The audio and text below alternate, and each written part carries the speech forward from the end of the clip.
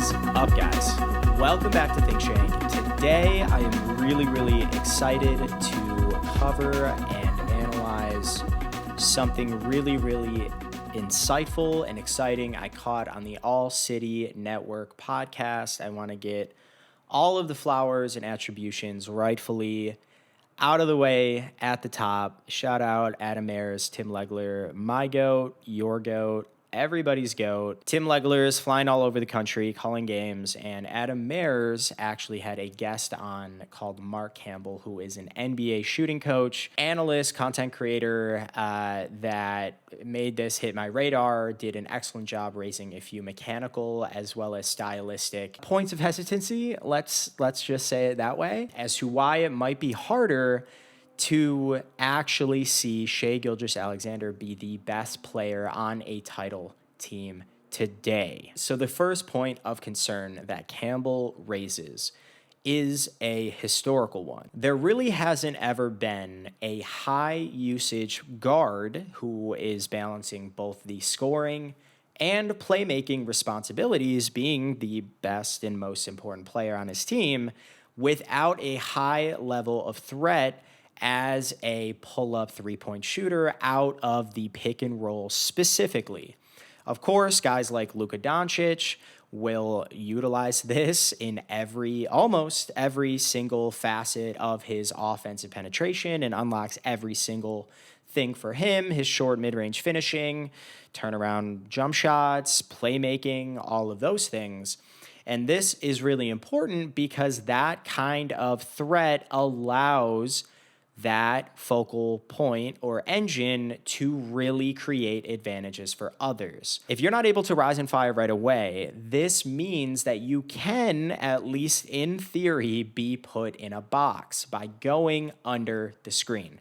Everybody is pretty much aware that the short mid-range is Shai Gilgeous-Alexander's office. And we've seen this kind of archetype get stymied pretty significantly in the playoffs by guys going under screens. And I think the most notable facsimile is Ja Morant. Last time we saw him in the postseason against the Lakers, they were going under every single screen because, of course, they're going to force him to showcase that he can beat them 4 times in a row by actually rising and firing out of the pick and roll. So what ends up usually happening? Well, a lot fewer pick and rolls, like a lot fewer, because it's not creating advantages other than potential size mismatches, which the other team can predictably pre-switch or adjust other ways. And so the crux of all of this comes down to a pair of principles from poker that Campbell referenced on his guest appearance that I think really do a good job of encapsulating why he feels the way he does and how a lot more of us should be framing our discussions and projections around certain players' production and potency come the postseason. GTO stands for Game Theory Optimal, and it describes how most teams operate in the regular season. And what it means is how they deploy their players and what schemes they utilize is really oriented around internal discovery and development. They are not willing to go under every single screen and try to embarrass you unless it's maybe an NBA Cup game or something. But the overall idea is to build very healthy habits and develop its players, get guys into different roles, even just better understand what they're even working with, which all totally makes sense given how long the regular season is, the increased fluidity of rosters given the new CBA and yada yada. You just literally need to do a bunch of stuff, try a bunch of stuff, and see what your best hand is going to be come the postseason. But here come the playoffs. And now comes the idea of FEP, which is fully exploitative play. This is the opposite. In the playoffs, teams are only looking to exploit the weaknesses of their opponent and they will not move off or adjust until they're forced to do so. Everybody knows in the playoffs, nobody is getting remotely close to Derrick Jones Jr., or they're going to force Tyrese Halliburton off of the three-point line and make him actually finish in traffic and endure some degree of physicality. Just two quick examples, but you understand what I mean. We've all seen it a million times, and that's why I think these principles are helpful. They're good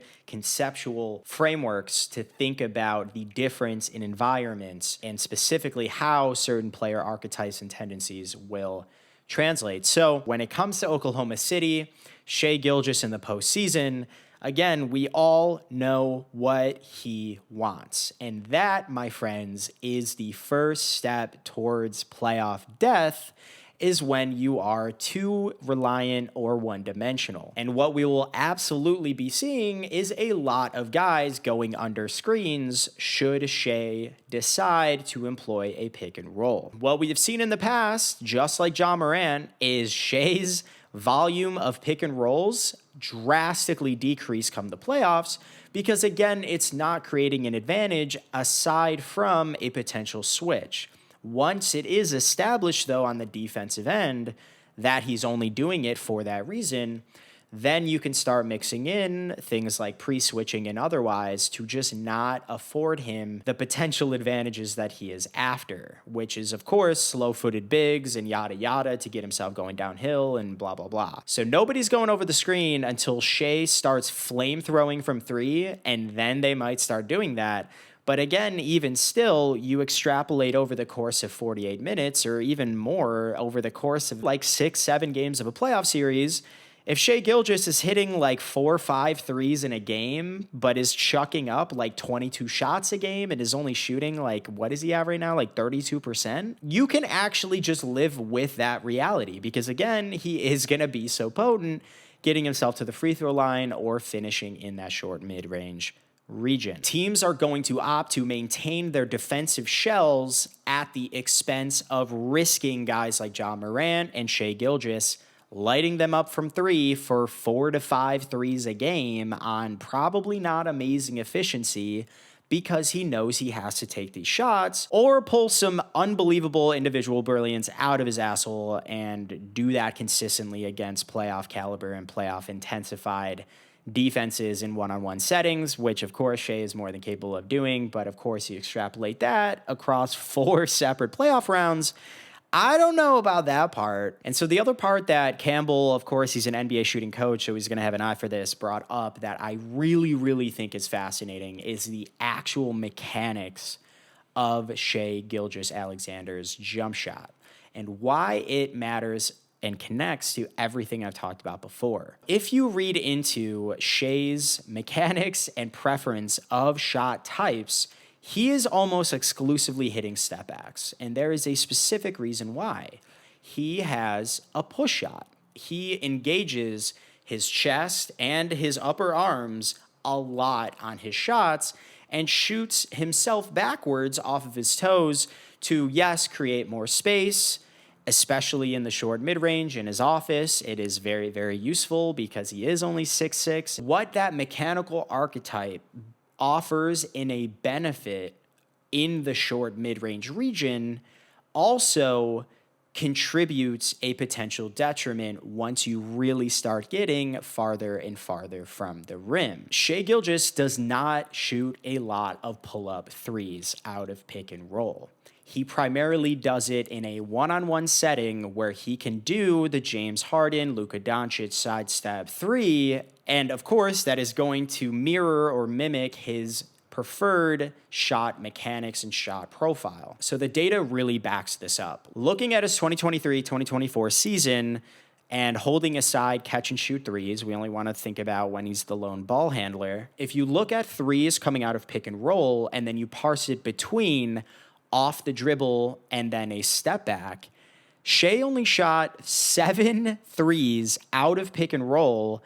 That was a Trae Young, Dame Lillard pull-up versus 38 that were step backs, again, out of pick and roll, which is basically a watered down version of a standard step back three that James Harden or anybody else would do, right? Even more concerning than that was inside of the off the dribble ones, he only shot 28%, whereas on these step backs, he shot 43%. So basically, this kid really, really likes to use his step back. It is an integral part to his body and shooting mechanics.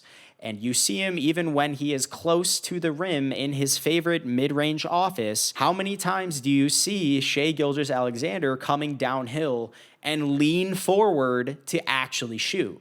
He never does. Even when he's a few feet away from the rim, he's still doing a step back to get his shot to go. Obviously, if he's that close, he's just going to actually finish like anybody would with a layup. But you understand my point.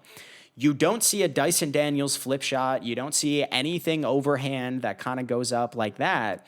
It is always a step back. This is very different from your Steph Curry's, Luka Doncic's, Dame Lillard's, where they are threats to rise and fire from any single region on the floor.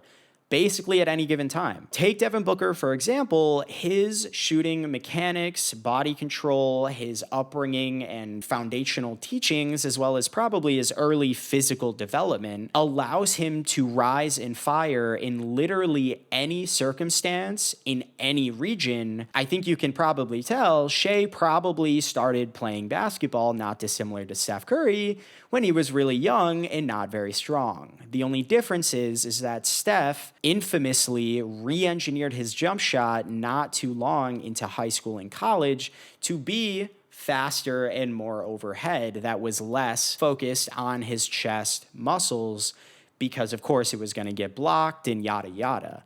It's almost like Shai just never really let go of that and just focused on how to best create distance from his defenders while keeping the actual mechanics the same. And so here we are with an absolute dynamite mid-range maestro that is very much dependent on his ability to separate from his defenders, even on the perimeter, just to get a comfortable and thus high percentage three-point look for him specifically. This all loops back because if you have to take a step back in order to get a high percentage three off, you're essentially sacrificing all other options of playmaking or advantage creation when you do that behind the arc. You see these kinds of advantages that come with being a viable threat to rise and fire anywhere on the court in guys like Steph, Devin Booker, Dame Lillard, where their guy has to be right on them, and God forbid they get a switch with a big, they're just going to go right around him because they literally can't sag off, or they can give the ball up for a give and go, and these back cuts that Steph and Draymond are famous for, guys can just cut a lot more easily into the actual paint and cause more chaos because